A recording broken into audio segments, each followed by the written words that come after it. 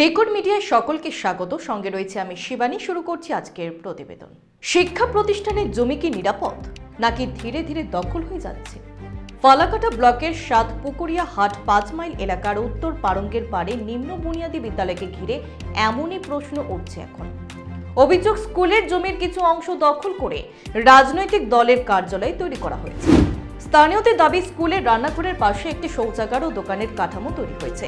সেই শৌচাগার থেকে দুর্গন্ধ ছড়ায়, যার ফলে মিড ডে মিল রান্না করার সমস্যা হয়ে দাঁড়িয়েছে। বাধ্য হয়ে একটি শ্রেণী কক্ষেই রান্না করতে হচ্ছে। আরও অভিযোগ, স্কুল মাঠে নিয়মিত হাট বসে এবং গাড়ি পার্কিং হয়। এই সব থেকে টাকা ওঠে, কিন্তু সেই টাকা স্কুলের কাজে ব্যবহার হয় না বলে দাবি অভিভাবকদের। তারা বলেন, তৃণমূলের আমলে এইসব বেআইনি কাজ করা হয়েছে।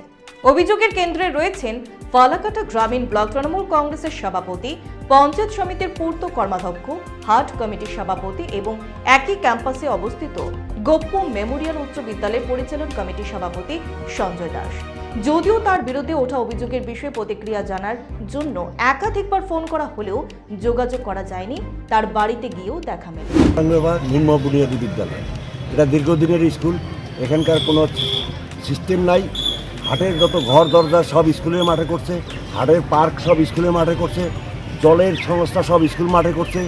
স্কুলের জায়গা অবৈধভাবে দখল কইরা সব এগুলা কার্যকলাপ চালাচ্ছে টিএমসির আমলে। সেটাও স্কুলের জায়গা। কোনটা? এই তৃণমূল পার্টি অফিসটা, সেটাও স্কুলের জায়গা। স্কুলের সম্পূর্ণ জায়গা অবৈধভাবে দখল কইরা এরা সব চুক্তিকালাপ করছে। তাহলে আপনারা এর আগে আমরা চাই স্কুল মাঠ এবং স্কুলের সমস্ত দখলমুক্ত প্রতিষ্ঠানটা যেখানে আছে সেখানে পার্টি অফিস এখানে দখলগতভাবে ওরা করে নিয়ে দখল করে নিয়ে ওরা পার্টি অফিস শুরু করছে। এটা তো লিগেল না, আনলিগেল।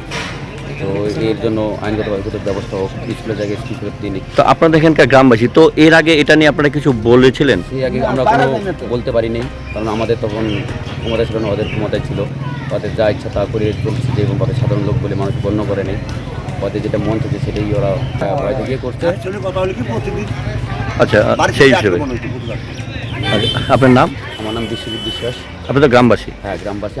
আমাদেরও বাচ্চা কাচ্চা পরে স্কুল। অন্যদিকে মিষ্টি ব্যবসায়ী গৌতম দাস বলেন, শৌচাগারটি যখন তৈরি হয়েছিল তখন এলাকাটি নিচু ও জঙ্গল ছিল। স্কুল কর্তৃপক্ষ চাইলে আমরা তা সরিয়ে দিতে প্রস্তুত। একটা নোংরা জায়গা ছিল, এই সবার জন্য অস্থায়ীভাবে বানানো হয়েছে। যদি স্কুল কর্তৃপক্ষ বলে আমরা সঙ্গে সঙ্গে সেটা ওটা ওখানে একদম জলাশয় ছিল, একদম প্রচণ্ড খারাপ ছিল। তো ওইখানে ওই জায়গাটাকে ভরাট করে ওই বানানো হয়েছিল। তো সেটা তো স্কুলের জায়গা তো? হ্যাঁ, এটা সবার সাথে সম্মতি নিয়েই করা হয়েছিল। সবার সাথে বলতে কার? স্কুলের সম্মতি? স্কুলের সম্মতি হাট কমিটি, এখানে লোকাল যে যারা ছিল, এখানে একটু তখন ওইখানে পায়খানা ছিল না। তো এখানে নিত্য যাত্রীদের একটু অসুবিধা হয়, মহিলা মানুষদের। তো এর জন্যই একটা করা। তো এখন যেমন বলছে ওখান থেকে দুর্গন্ধ ছড়াচ্ছে, এই বিষয়ে কোনো কি ব্যবস্থা নেবেন? এখন তারা যদি আমাদের বলে সেরকমভাবে, তো আমরা করি। বিদ্যালয়ের প্রধান শিক্ষক তপেশ চন্দ্র সরকার দাবি করেন, বিষয়টি নিয়ে একাধিকবার সংশ্লিষ্ট দপ্তর ও তৎকালীন পরিচালন কমিটিকে জানানো হলেও কার্যত কোনো ব্যবস্থা নেওয়া হয়নি। তার কথায় বিষয়টি বেশি না ঘাটানোর পরামর্শও দেওয়া হয়েছিল। আমার কাছেও বিএলআর অফিস থেকে একটা ফোন আসে যে আমাদের স্কুলের সম্বন্ধে বা আমাদের স্কুলের বিষয়ে অভিযোগ আছে। তো বিএলআর ম্যাডাম আমাকে দেখা করতে বলেছে। যেহেতু আমাদের মর্নিং শিফট চালু হয়ে গেছে, এই সময় আমি যেতে পারছি না। আর বিএলআর অফিসে যেহেতু 10টায় খুলে, আমাদের 10টা মধ্যে স্কুলে বিজি থাকি। তো আমি বলছি ঠিক আছে যাবো। ইতিমধ্যে সেখান থেকে একটা ফোন আসে।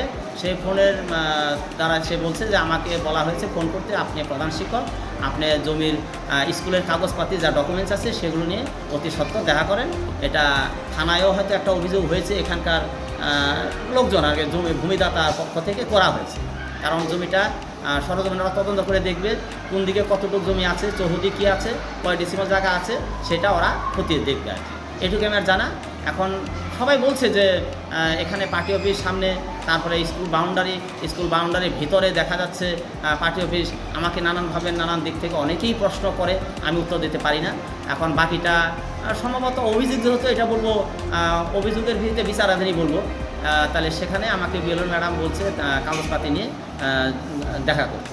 আমি বলছি ঠিক আছে, আমি কাগজপাতি হাতে পরিষ্কারভাবে পেয়ে দেখি, বা এখানকার ভূমিদাতা লোকজনরাও আসা যাওয়া করছে, ইতিমধ্যেই আমাকে এই বিষয়ে অবগত করেছে।